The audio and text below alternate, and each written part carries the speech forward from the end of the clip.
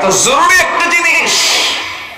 স্বাধীনতার 52 বছর 53 বছর চলছে, মুসলিম দেশ, সংখ্যাগরিষ্ঠ বাংলাদেশ মুসলমানের সংখ্যার দিক থেকে, অথচ কোরআনটা সহি করে পড়তে পারে না।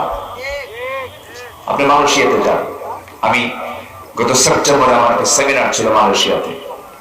মালয়েশিয়া ছোট্ট বাচ্চারা যে 8 ক্লাসে পড়ে সেও নামাজ পড়ানোর মতো যোগ্যতা রাখে। কেমন জানেন? ওখানে তারবিয়াত, কোরআনের যে প্রাথমিক শিক্ষাগুলো, সব শিক্ষার সাথে এটা বাধ্যতামূলক। শিখতেই হবে, শিখতেই হবে।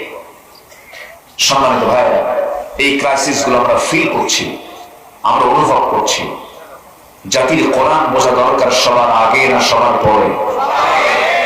কোরআন শিখলে আদব শিখবে, কোরআন শিখবে না আদবও শিখবে না। আর আদবের সূরার নাম কি বলেন তো? সূরাতুল হুজুরাত। সূরাতুল হুজুরাত থেকে আমি কিছু কথা বলতে চাচ্ছি, একটু মনোযোগ দিয়ে কথাগুলো শুনুন। আল্লাহ রাব্বুল আলামিন এই সূরার ভিতরে, তাহলে আমরা মামলা দেব না সমাধান করব? আস্তে করে, আগে মামলায় যাব না সমাধান করব? সমাধান করে ফেলব। ইসলাহ করো, ক্ষমা করো। তুমি মানুষকে ক্ষমা করো, আল্লাহ তোমাকে ক্ষমা করবেন। তুমি যদি ক্ষমা না করতে পারো, আল্লাহ তোমাকে ক্ষমা করবেন। দুঃখজনক হলো সত্য, আমার দেশে ক্ষমার নীতি বেশি না প্রতিশোধের নীতি? ক্ষমা না প্রতিশোধ? ইসলাম কি বলে? ক্ষমা না প্রতিশোধ? ক্ষমা, ক্ষমা করে দাও। والكاظمين الغيظ والعافين عن الناس والله يحب المحسنين। আল্লাহু আকবার।